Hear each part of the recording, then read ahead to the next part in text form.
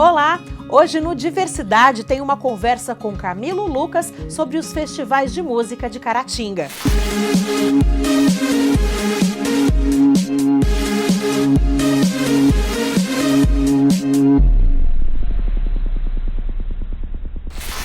Entre os anos 60 e 80, o Centro dos Estudantes realizava o FEMPOC, Festival da Música Popular de Caratinga.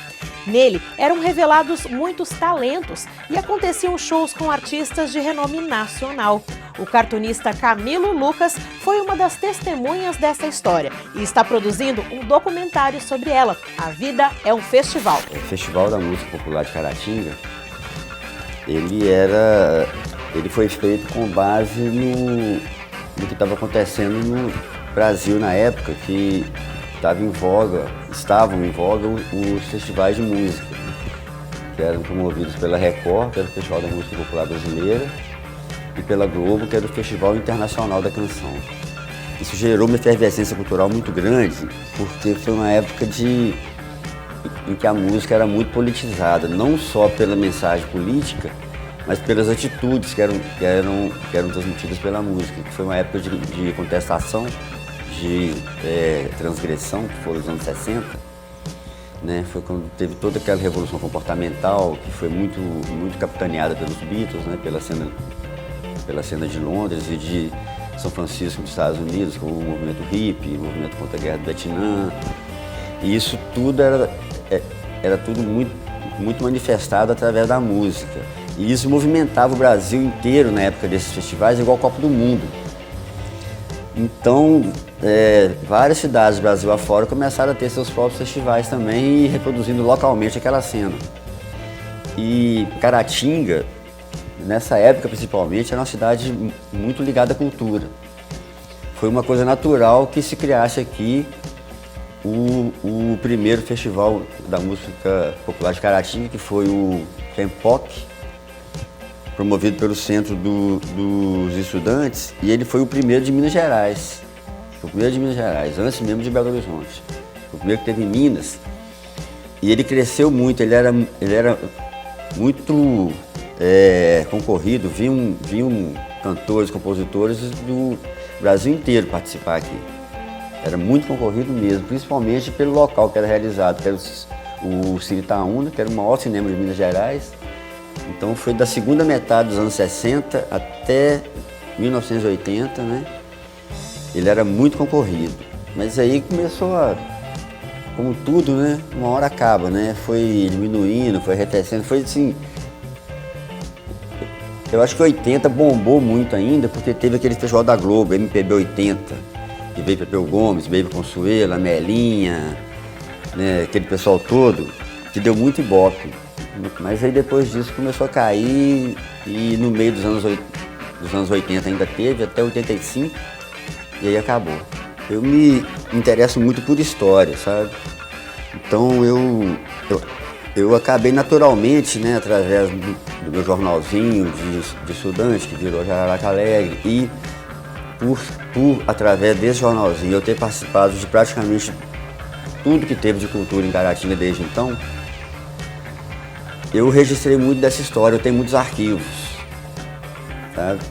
E por eu ter participado do festival e por não ter uma história registrada, né, assim, uma história boa dele, eu tinha essa ideia. Quando eu fiz o documentário da Jararaca Alegre, que eu usei imagens dessa época, eu já comecei a alimentar a ideia de fazer um documentário só sobre o festival, porque tem muita imagem, muita fita de vídeo, tem Super 8, tem muita coisa que eu já digitalizei e que dava para fazer esse material. E quando surgiu esse edital da Léo de Blanc, eu achei que fosse o momento. Eu já tinha tido a experiência de fazer o meu documentário, né, dos 40 anos da Jararaca Alegre, que nesse documentário abordo várias cenas da cultura, cenas diferentes da cultura de Caratinga ao longo dessa história. Dá para desdobrar em vários documentários ali, porque para cada cena daquela tem uma hora pelo menos de imagem, né, que pode ser utilizada. Então eu achei que a ordem natural seria fazer um sobre o Festival de Música. eu consegui localizar pelo menos uma pessoa de cada fase dessa, né? Começando pelo Célio Otti, um cartunista aqui de Caratinga, que se aventurou na música durante um tempo também. Ele foi o ganhador do primeiro festival de Caratinga, né? Ele está em Ipatinga hoje, e alguns estão em Caratinga, outros estão em BH, e tem os ex-presidentes do Centro dos Estudantes. Já tem muitos recortes de jornal digitalizados, tenho até alguma coisa aqui que é da própria Jararaca Alegre, né? Todas essas edições aqui falam sobre o festival, já que a gente está falando do Raul Seixas, né? Essa aqui é que fala sobre o show do Raul Seixas, sobre o festival quando veio o Raul Seixas. Então, aqui está mais ou menos o meu depoimento, né? E tem da imprensa local, né? Que eu já consegui muitos recortes e, infelizmente, o material mais rico que a gente teria sobre os festivais dos anos 60 e dos anos 70 seriam as fotos que tinham no Centro dos Estudantes, que eu peguei nessas fotos ao longo da minha vida inteira, esse arquivo preciosíssimo se perdeu. Eu considero isso um crime histórico, sabe? Agora, uma coisa que tem 50 versões diferentes foi a passagem do Raul Seixas em Caratinga, sabe? Muitas lendas, muitas lendas. Tem lenda de chá de cogumelo, tem lenda que ele perdeu uma bota no mato, tem muita gente que fumou maconha com ele, que bebeu com ele, e muitas histórias envolvendo o Raul Seixas em Caratinga, que são a mesma história, contada de forma diferente. Então isso aí merece um capítulo especial, porque realmente foi uma passagem, foi tipo um furacão passando em Caratinga. O Raul estava no auge dele, em 77, né? Acho que ele estava lançando, era o Porque os Sinos Dobram, eu acho. Foi um dos últimos discos dele pela Poligram e foi um dos últimos da fase do boom dele, né? Aquele estouro, foi com o Rita, com o Trigueiro Bandolo, aquele negócio todo. Então ele estava no auge assim, do sucesso, da loucura, da criatividade, e veio aqui em Caratinga e foi o primeiro que eu fui na minha vida, o primeiro show que eu fui na minha vida. E a minha geração toda estava lá e muitos da minha geração têm uma história com ele, sabe? Então acho que eu mereci 2 documentários, um só sobre a passagem do Raul Seixas em Caratinga. Da minha época para cá, né, estiveram Peninha, quando ele cantava aquela música Sonhos, estava no auge. Zé Rodrigues. No festival teve Zé Geraldo, quem mais? Perla, sabe a Perla, aquela cantora paraguaia. E teve a banda Erva Doce, quando cantava aquela música Erva Venenosa. Teve Dr. Silvana e companhia. Isso no FEMPOC. O projeto do Natan de resgatar composições antigas de autores caratinguenses, essas composições praticamente todas foram frutos dos festivais antigos, né? Muitas, 90% delas foram músicas que fizeram parte dos festivais e que estavam inéditas numa gravação técnica, né?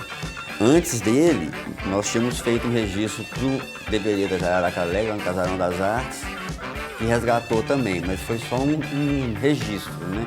Fizemos uma roda de viola e gravamos. Não foi uma coisa gravada em estúdio, com mixagem, produção, né, igual ele fez. Então, eu acho que o projeto dele é a trilha sonora do meu. No próximo bloco, o Camilo fala sobre outros projetos da cena cultural de Caratinga. Fique ligado.